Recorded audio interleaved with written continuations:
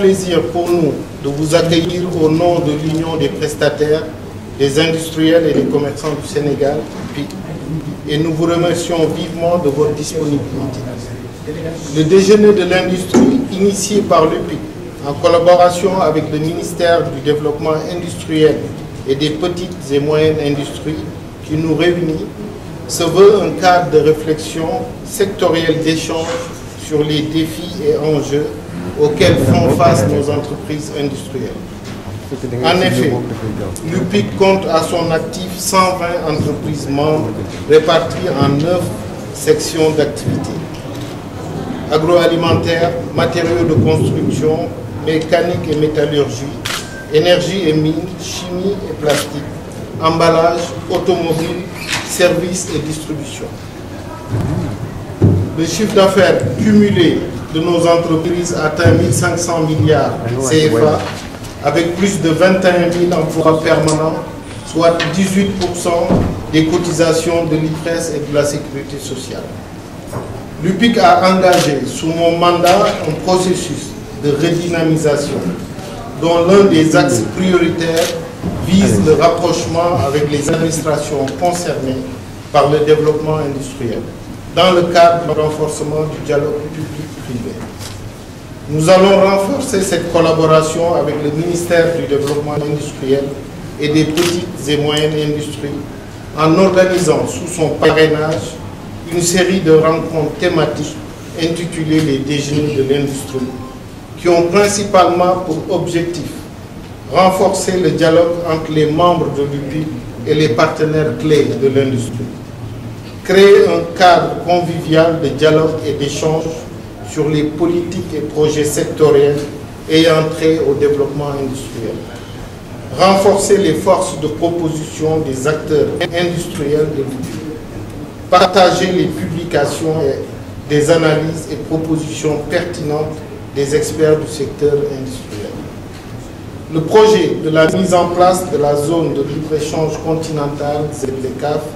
lancé par les chefs d'État de l'Union africaine en mars 2018 à Kigali, au Rwanda, et qui devrait aboutir à l'intégration d'une communauté économique et stimuler sensiblement le commerce intra-africain, constitue une étape importante du processus de facilitation des échanges à l'échelle continentale. Il me plaît de rappeler ici que cette intégration couvre un marché de 1,2 milliard d'habitants et un PIB de 2500 milliards de dollars US,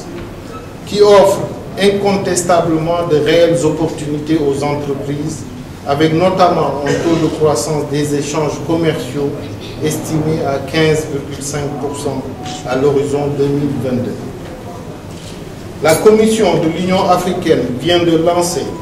lors du sommet des chefs d'État et de gouvernement à Niamey, le 7 juillet 2019, la phase opérationnelle de la ZLECAf à partir du mois de juillet 2020. C'est déjà demain, Monsieur le ministre. Accordant une importance capitale à l'instauration de la ZLECAf, dont l'accord porte à ce jour sur 54 signatures des États membres de l'Union africaine,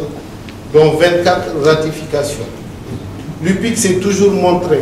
proactive et s'engage à apporter activement sa contribution en faveur du dialogue permanent avec les autorités et participer ainsi au renforcement du partenariat public-privé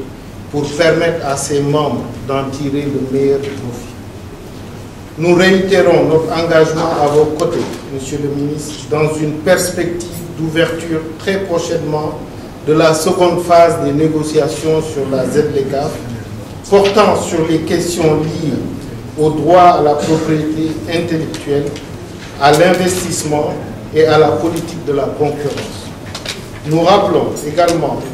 à votre soutien en qualité d'autorité tutelle pour faire face aux défis relatifs à la libéralisation tarifaire portant notamment sur les produits sensibles, aux mécanismes de protection contre les pratiques anticoncurrentielles, aux barrières non tarifaires, à l'importation et au dumping, mais surtout au renforcement des moyens financiers accordée aux structures d'appui aux entreprises du secteur privé industriel pour conforter leur position concurrentielle et développer leur compétitivité.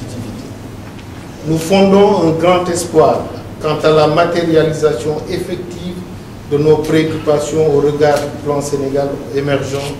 qui consacre dans sa seconde phase des programmes prioritaires conçus comme des mécanismes exclusifs de soutien à l'amélioration de l'environnement des affaires et au développement du secteur productif, notamment à travers les plateformes industrielles intégrées. Il convient de souligner également que la ZLECAf englobe des enjeux réels pour le secteur industriel. Sur les règles d'origine, par exemple, il se situe au niveau de la détermination des critères d'agrément des produits industriels. La cohabitation de plusieurs régimes tarifaires préférentiels au niveau des différentes communautés économiques régionales, CER, à travers des zones économiques spéciales qui entraînent des distorsions, mérite une attention particulière et une synergie de nos actions pour assurer à nos entreprises un meilleur accès au marché. Le financement de la mise à niveau que nous soutenons entièrement reste une question majeure qui nous engage tous en tant qu'acteurs de développement. L'UPIC s'est fortement impliqué sur le plan technique et financier dans les négociations en apportant ses contributions pour le maintien des règles d'origine du schéma de libéralisation des échanges de la CEDEAO qui répondent au mieux à notre environnement industriel. Les secteurs les plus concernés sur ce pont sont l'agroalimentaire, les matériaux de construction, cimenterie, l'emballage, les cartons et métalliques, la chimie, principalement les savons. Son rôle de veille stratégique sera donc renforcé au regard des conséquences sur notre économie du fait d'un démantèlement tarifaire qui découlera de la conception de nouvelles règles d'origine entraînant le renchérissement des coûts des matières premières.